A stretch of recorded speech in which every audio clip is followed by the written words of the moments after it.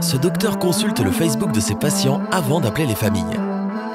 Coucou, tu sais, les sites comme Facebook, Twitter ou Instagram sont conçus pour connecter les gens avec leurs familles et leurs amis. Je veux dire, pour quelle autre raison est-ce que l'on appelle les réseaux sociaux? Tu es là pour socialiser, non? Mais crois-le ou non, tes profils peuvent attirer des visiteurs assez inattendus. Prenons par exemple le docteur Louis Profeta, médecin urgentiste. Dans un récent article publié sur LinkedIn, il explique pourquoi il consulte les pages Facebook de ses patients. Pas tous, mais seulement ceux qui n'ont pas réussi à s'en sortir aux urgences. Le docteur Profeta le fait avant d'informer les proches du décès.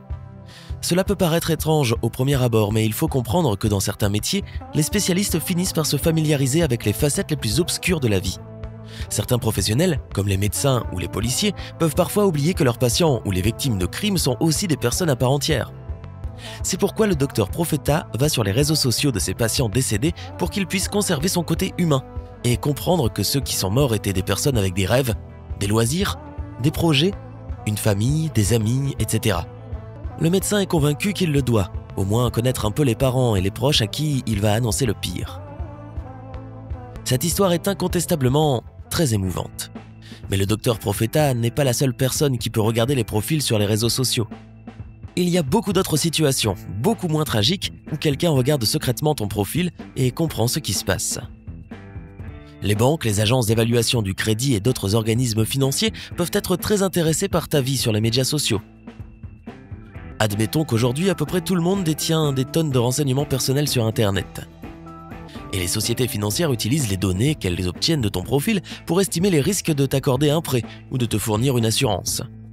Au début, les banques se montraient intéressées par ton travail et tes revenus et tes dépenses habituelles. Mais de nos jours, elles regardent même tes listes d'amis. Apparemment, dans certains milieux, les experts considèrent que tes habitudes et tes traits de personnalité sont aussi importants que le montant de tes revenus quand une décision de prêt est en jeu.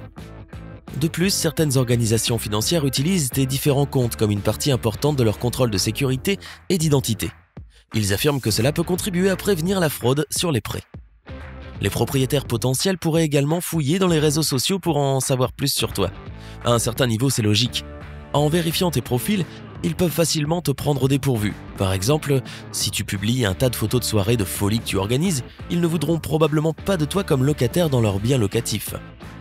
En plus de cela, certains postulants pourraient ne pas mentionner qu'ils ont des animaux de compagnie, dans le but d'éviter de payer les frais supplémentaires pour leur animal. Mais si ton propriétaire potentiel voit tous les selfies que tu publies avec ton chiot fougueux, alors il saura que tu as menti sur la demande. Ou il pourrait choisir de ne pas envisager d'examiner ta demande du tout, surtout s'ils ont une politique qui interdit les animaux de compagnie. Penses-tu que c'est une bonne façon de décider si oui ou non tu veux louer ton appartement à une personne? Certains diront que les renseignements publiés en ligne peuvent être très trompeurs. Prenons encore l'exemple de la soirée à la maison. Est-ce que quelques photos en ligne signifient forcément que cette personne va être constamment bruyante ou qu'elle va tout saccager? Non, pas nécessairement. De plus, une personne peut tout à fait avoir un profil irréprochable sur les réseaux sociaux si elle décide de ne pas afficher des choses sur son style de vie super fêtard. Je dis ça, je dis rien. En plus des banques et des propriétaires fonciers, il y a un autre groupe qui aime vraiment se pencher sur ton profil sur Internet, ce sont les employeurs potentiels.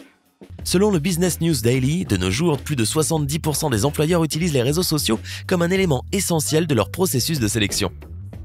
C'est une augmentation significative par rapport aux 60% de 2016. Et si on se réfère à 2006, le fait de faire une vérification auprès d'un candidat via leur profil était presque du jamais vu. Seulement 11% des employeurs le faisaient il y a une décennie. Il y a plusieurs raisons pour lesquelles une entreprise va vouloir consulter ton profil sur les réseaux sociaux.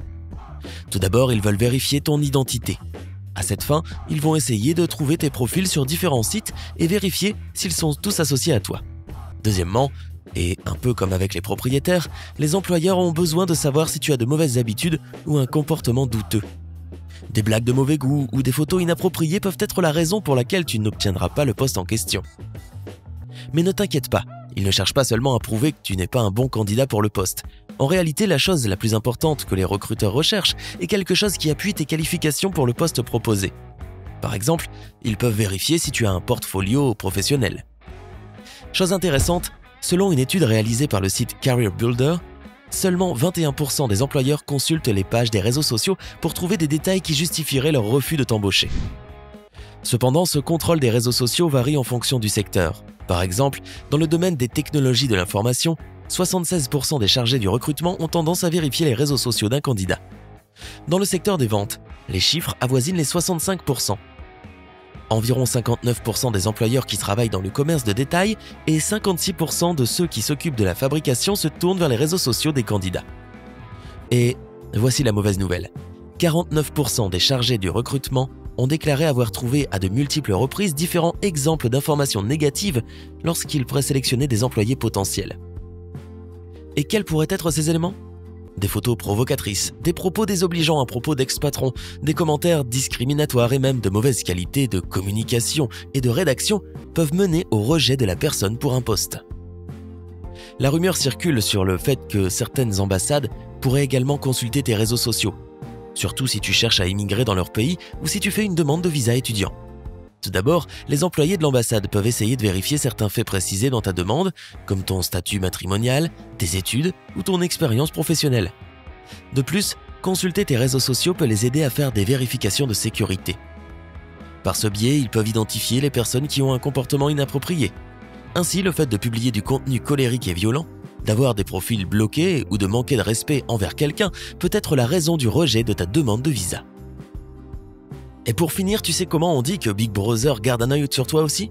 Eh bien, certains pensent que si quelqu'un publie des informations sur les menaces à la sécurité, même si c'est pour rire, les agences de sécurité trouveront un moyen de les repérer parmi les 2,5 milliards d'utilisateurs de réseaux sociaux dans le monde. Que tu le fasses ou non, cela serait automatiquement classé. La règle d'or concernant les réseaux sociaux est ton image, et donc, si tu n'as rien de gentil à dire au sujet de quelqu'un, alors viens discuter avec moi. Je plaisante. Connais-tu d'autres personnes ou organisations qui peuvent fouiner dans tes réseaux sociaux ? Ajoute tes propres exemples à la liste dans les commentaires ci-dessous. N'oublie pas de cliquer sur j'aime, de partager cette vidéo avec tes amis et de t'abonner pour toujours rester au courant des dernières mises à jour et publications de Sympa.